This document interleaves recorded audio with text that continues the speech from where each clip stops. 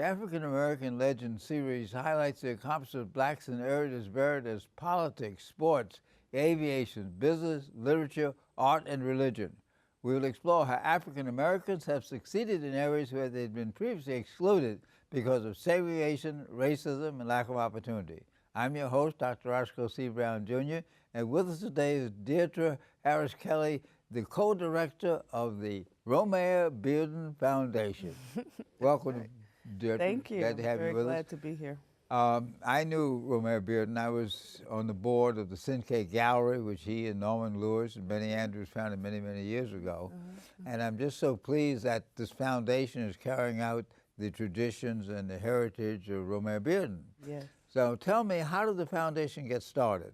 Well, the foundation was actually conceived in Bearden's will. It was something that he had hoped would happen. He didn't exactly frame it up to tell us exactly what we were supposed to do, but he did want the legacy to continue. His legacy was about building institutions, like the CUNYtv Gallery, which was a nonprofit gallery that supported artists of color and also curators. I mean, he had hoped that this would be a place where people could come together, and artists have used that gallery over and over the years. Unfortunately, it did go under a couple of years ago, and the foundation took it on as a program. So we call it the CUNYtv program, artist program, and we try to be in the spirit of CUNYtv. We don't have a gallery where we display the artist's work, but we do try to create spaces for artists to get together, and we also create panels that help to, help artists in their careers, Now, Romare Bearden's story is really an illustrious story because he became famous later in life. That's right, yeah. When he was doing his artwork, he was doing it in the evenings on Saturdays and Sundays because he had a regular job working in the welfare department. That's right. And then later on he became recognized because of the creativity of his work. As things moved along, the black art community began to expand. The Harlem Renaissance was a time when the black artists were really popular, but then later it dropped off, and then later in this new enlightenment, people like Romare and Norman and so on, Benny Andrews, became well known. Now, how does the foundation try to translate that message to the younger people, to the younger artists? The message of sort of incubating artists and then waiting for your time. Now's your time. That now is your time. Well, we do a number of things. We try to reach potential artists as young people. So we have a scholarship program at the Harlem School of the Arts, trying to target specifically kids who are putting together portfolios to go into high school in the arts. And then we also try to reach them in the college level with scholarships and programs like the CUNYtv panel programs.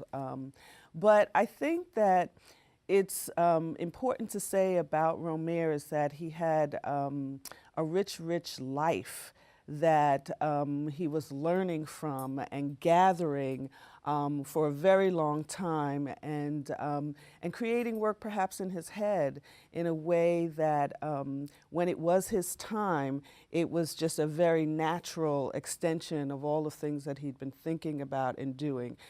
Taking in life in rural, North Carolina.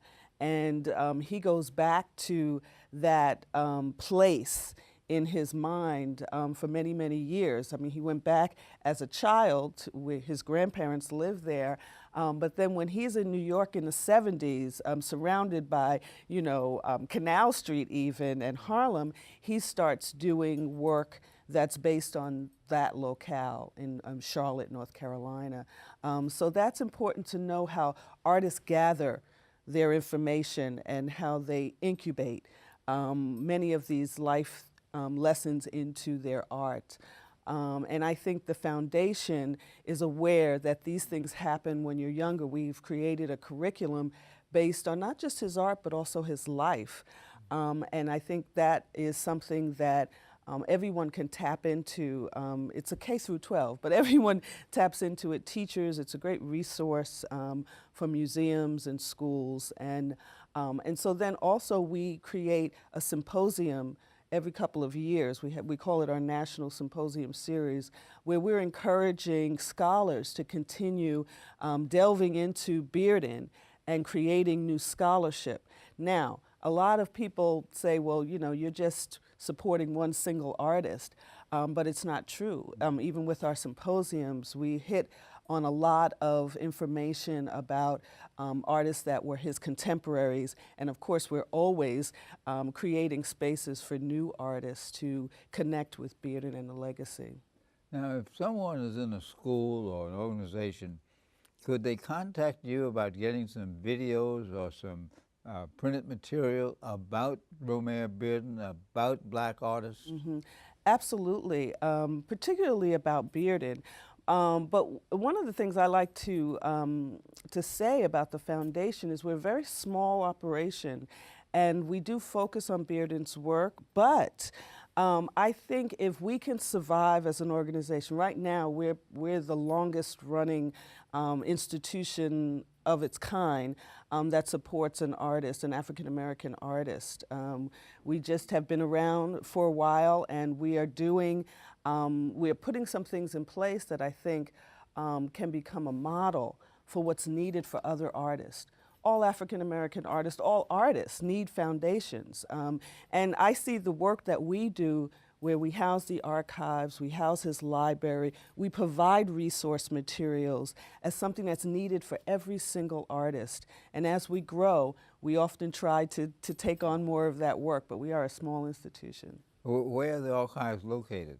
It's in our building, in our office, 2090 Adam Clayton Powell, and that's the old Teresa Hotel building. We're on the second floor. We have our offices. And researchers could go there and look through your archives and find out information about Romare Bearden. Yes, yes. Now, what about the Black arts movement in the 60s and 70s? How much do you stress that in your work?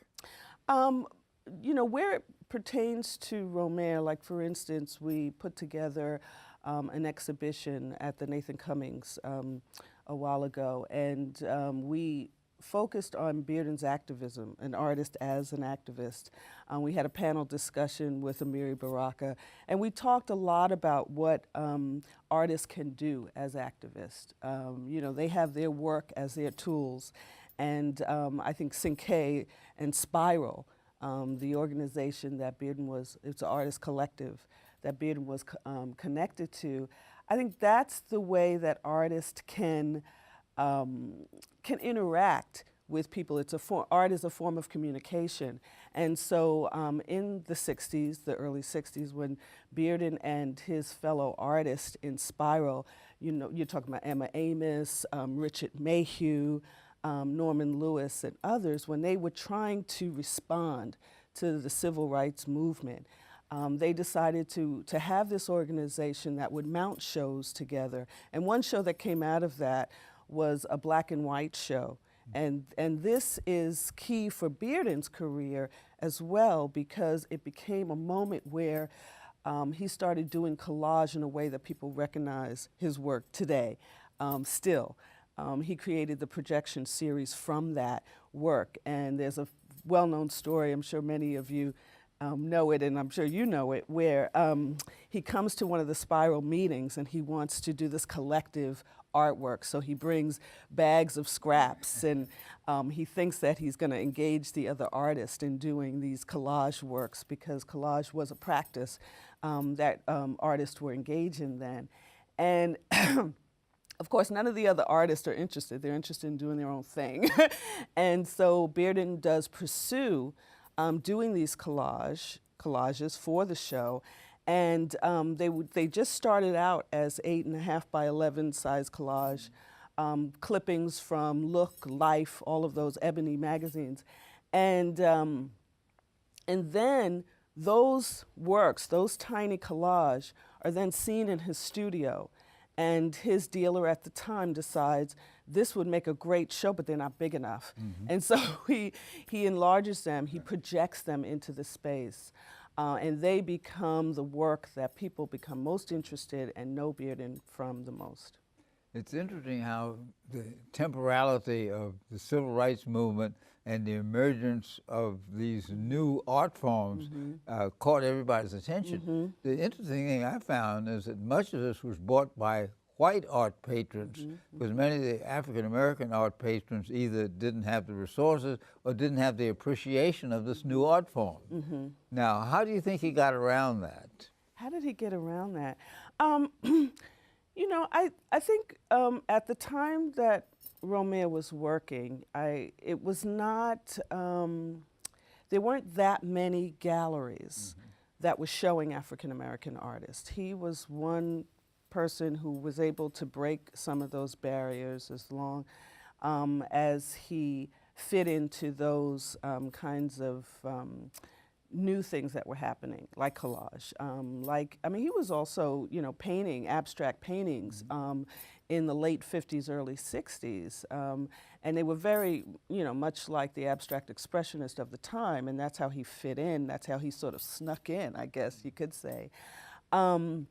And these new forms, I think, you know, collage was something that was used by artists in the 50s and 60s, but he takes it to a whole nother level, you know, and completely breaks up the space. And he's, you know, because he's a student of art history and he just loves the old masters and 13th century painters, he's playing with space and form in a way that's new to people, new to even the medium of collage. He was very much a cubist and interested in what Matisse and Picasso were doing. He, you know, he studied these guys. And so I think he was able to incorporate the work and incorporate the ideas into his art in a way that makes him unique for that medium.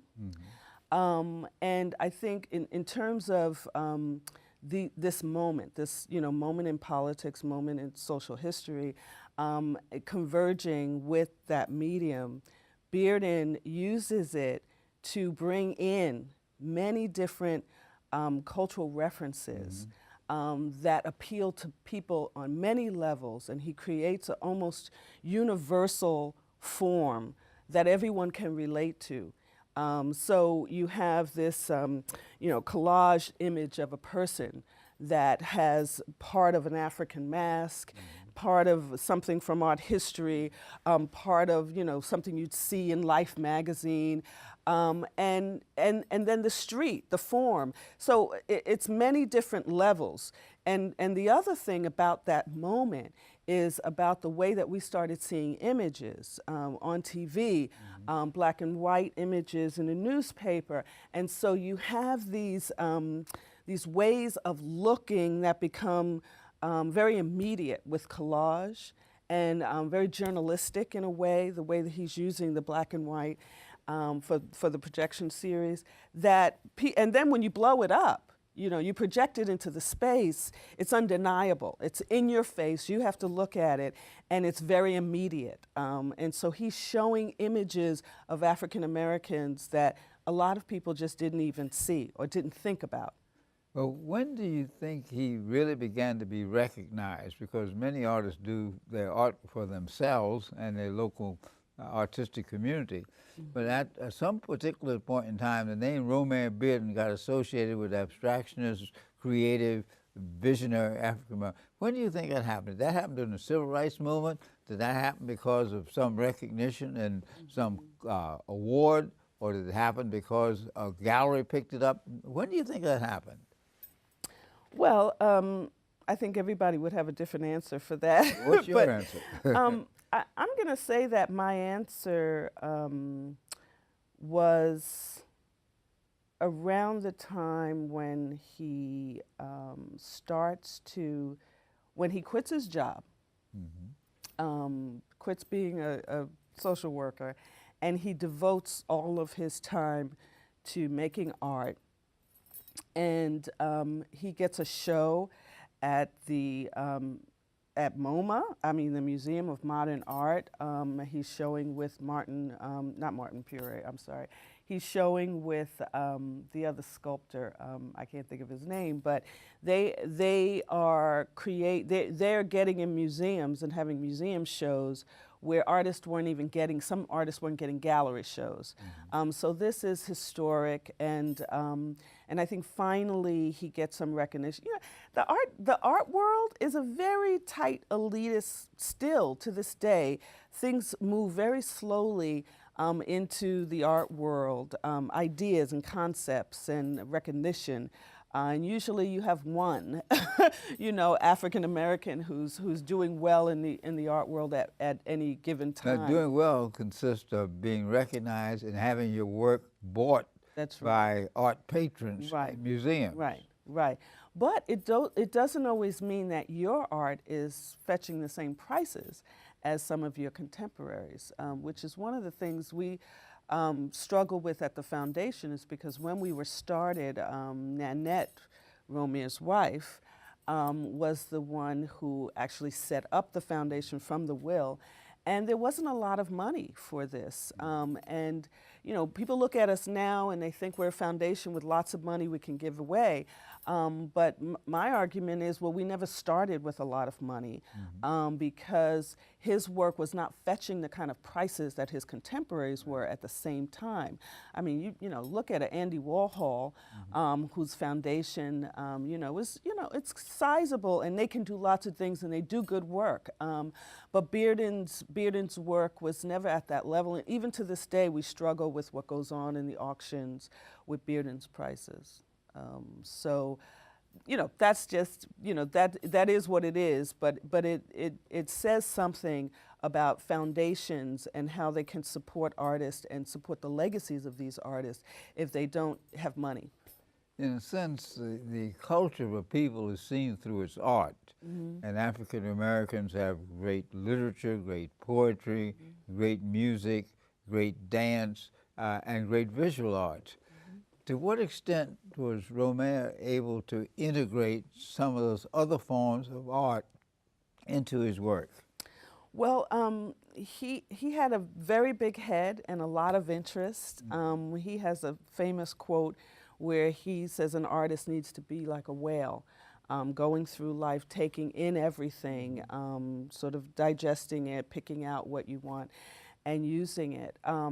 And also he involved himself in the arts because he was he had a great interest in jazz music in particular.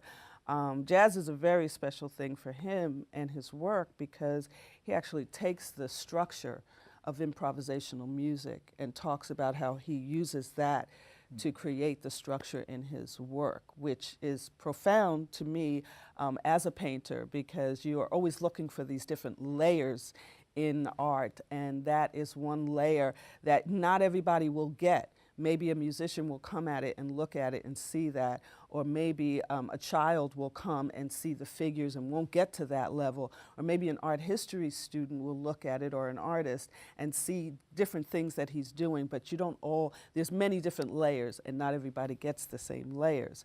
But I do think too, because of his spirit, he was, you know, a humanist. I mean, and he just loved people. He loved ideas.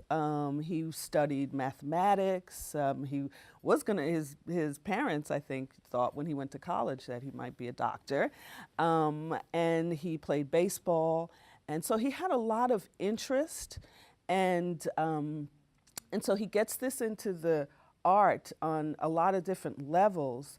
But I think that he took on many things that would then, I mean, particularly about African American history and art, he felt like he could communicate those things in a unique way.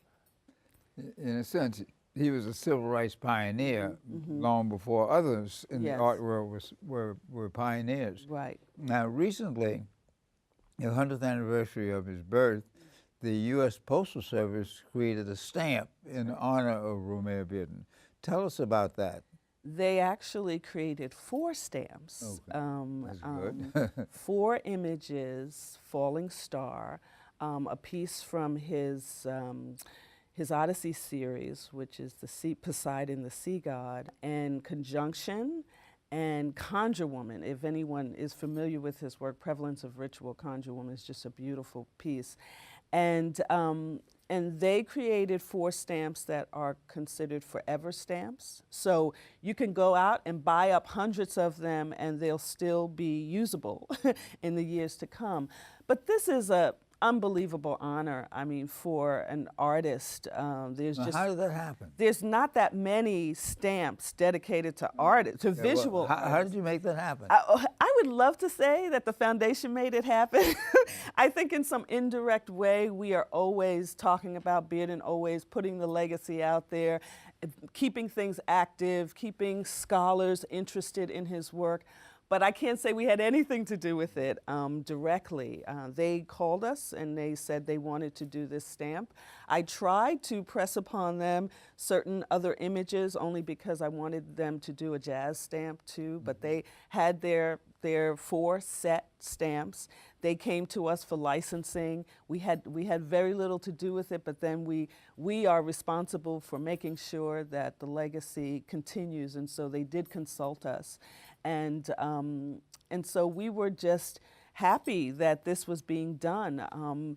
You know, I mean, I think that there's a nominating committee, and Henry Louis Gates might have had something to do with that. He's one of the advisors on one of our advisory board members.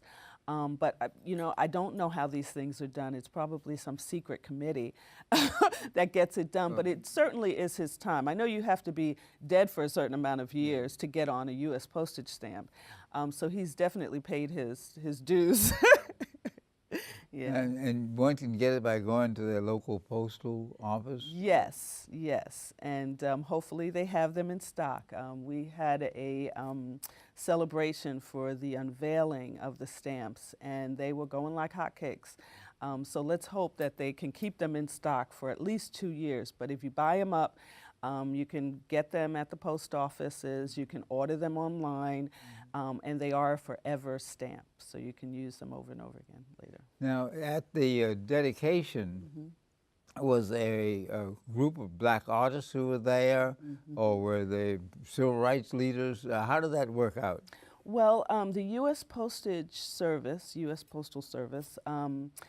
was responsible for creating this event, this unveiling, and they brought it to New York. They, I think, choose places that are relevant to the artist, and so they chose, they did consult with us and asked us what would be some good places to have it, and I gave them a whole list of, you know, Studio Museum of Harlem, the Schomburg, NYU, which Bearden attended, Columbia, which is near our office spaces, and he, you know, has a lot of connections there. And they chose the Schomburg, a very historical place, a place that happened to have a show of Bearden's work at that time as part of the centennial. And of course they have a brand new director, but Howard Dotson was always a supporter of the foundation and of Bearden's work. But the new director, Khalil Muhammad, has welcomed them, and we had a wonderful, beautiful ceremony. And so the Deputy Postmaster General was there, and he is an African-American, beautiful person who was there representing the post office, which was wonderful. One of our board members participated, E.T. Williams, and then Thelma Golden of the Studio Museum was the mistress of ceremonies. So that was very exciting for us. Now, clearly one of your missions is to carry the message of Bearden to the younger generation. Now, what are some of the things you're actually doing to reach out to the younger generations, you know, junior high school, elementary school kids? Right. Well, the Harlem School of the Arts Scholarship is one. We also created the curriculum that I mentioned earlier, that we have a program where we teach teachers to use the curriculum. So we have educator workshops. We put a teaching artist in schools. We have a program in a Harlem school now called Global Tech. And so our teacher that's been trained in the curriculum goes in and works on many different levels. Sometimes it just depends on what the school needs.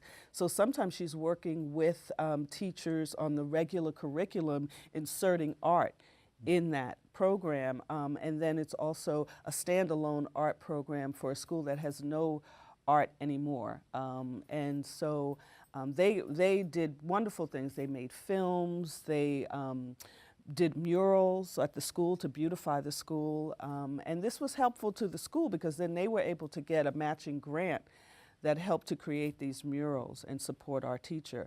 But basically, we're taking Bearden and the curriculum into the schools and saying that this is a wholesome way of teaching art.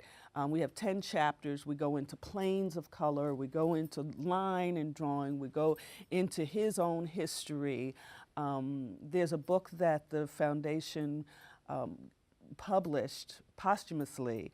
We had the manuscript in the archives, which is a good reason for us to have archives, and then we had the art. We have a small collection of Bearden's work, and the art, the actual illustrations were there because this was a book that Bearden tried to shop around in the 70s called Little Dan. And so it wasn't successful shopping it around then, but we put it together and we were able to interest Simon & Schuster, the children's division, in putting a Little Dan book together. So we produced that. And that's a wonderful story of bravery and African-American history. It's called Little Dan, A Civil War Story. So here you have a little boy who, just uses the resources that he has. He knows how to play a drum to help the soldiers, by making sounds that sound like shotguns or whatever, so that the soldiers have a warning to get out of the way. So Diedra Harris-Kelley, the co-director of the Romare Bearden Foundation, is beating the drum for Black Arts. Thanks for being with us on today's African American Legends. Thank you. Thank you.